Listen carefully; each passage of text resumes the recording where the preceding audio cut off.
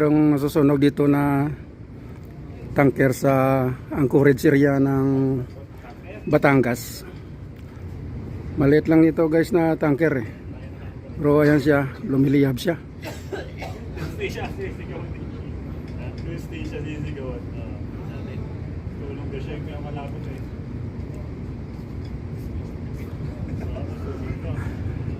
Pero bakit walang walang walang may tumulong?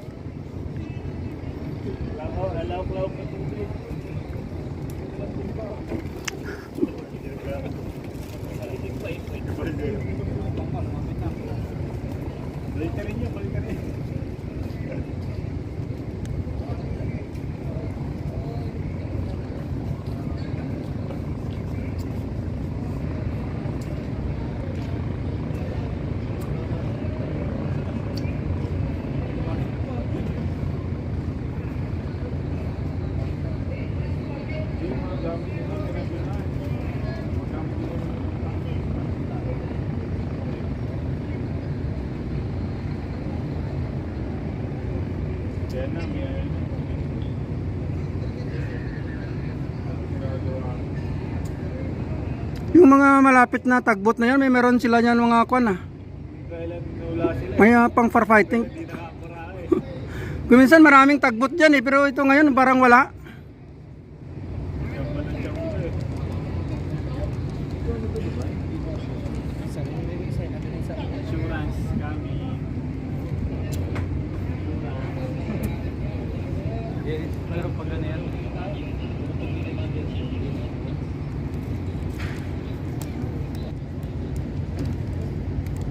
Miliyab talaga eh.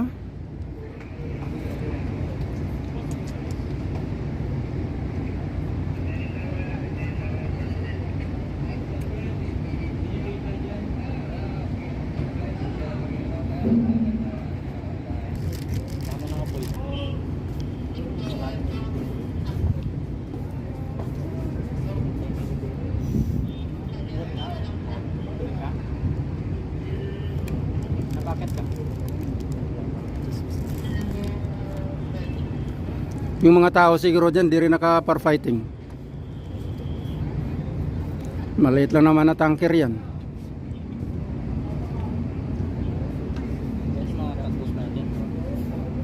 Kuminsan maraming mga tagbot dyan na naka-standby. Ito ngayon wala.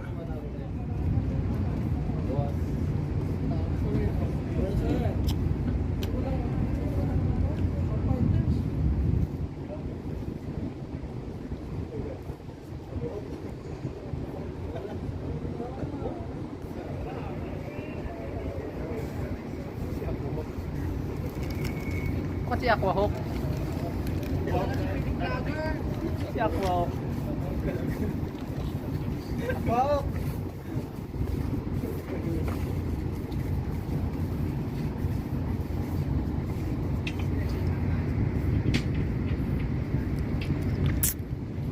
Kasi paano yung oil spill nun? Hindi man sumabog, hindi man mag-oil spill pa yon.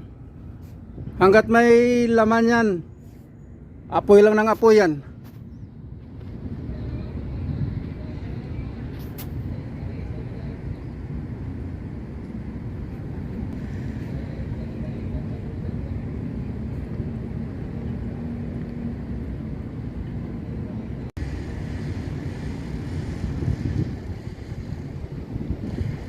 Hanggang ngayon wala pa ring responde ah. Coast Guard wala rin.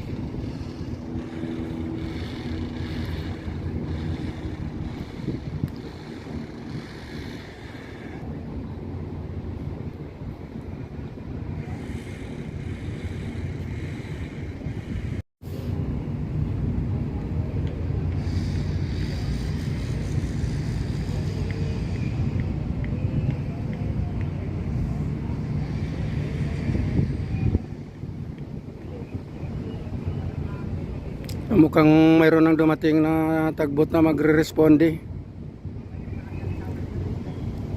Ito sa likuran niya. Baka ito na yung responde niya.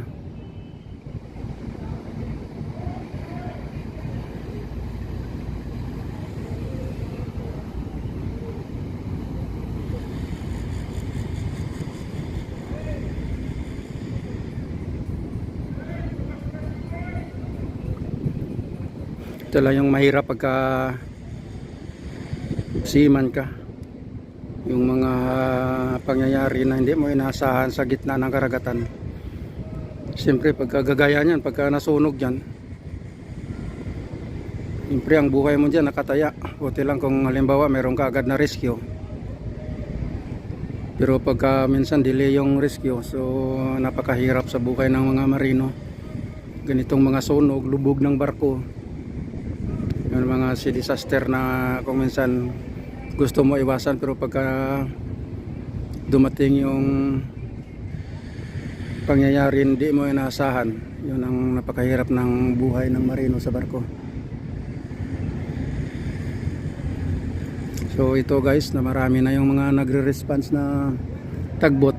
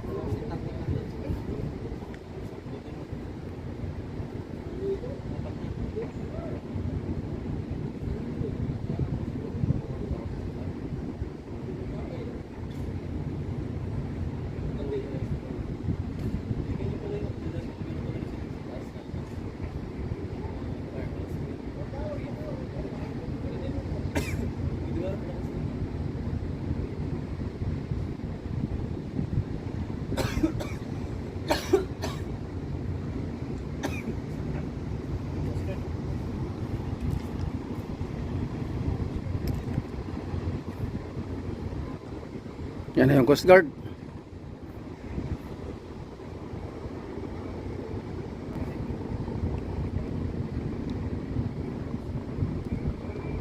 O ayan, medyo humina na yung kwan. Mina na yung apoy.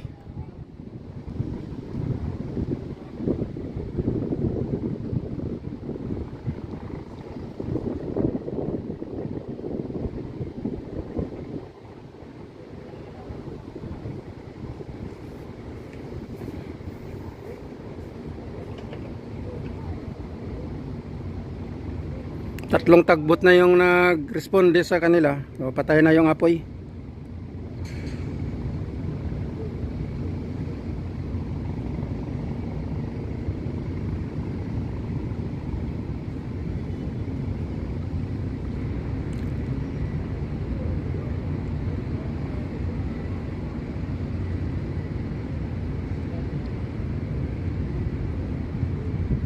So ayan guys, napatay na yung napatay na yung apoy ng mga nag-responde na mga tagbot.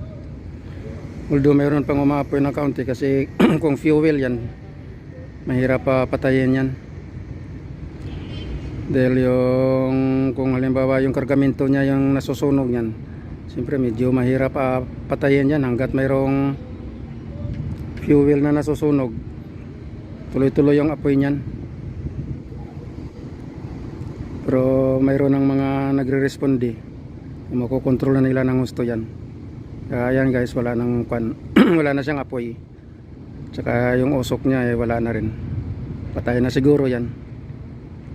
So yan guys, mga kabarko, mag-ingat tayo talaga pagka sa gitna tayo ng karagatan. Kailangan talaga safety ang iisipin natin, lalong-lalong na sa mga tanker na yan. Kahit na hindi tanker yung barko mo, kailangan talaga safety lagi. So yan guys, maraming salamat sa panonood. So, mga kabarko, ingat lagi tayo sa buhay natin sa karagatan. Bye-bye.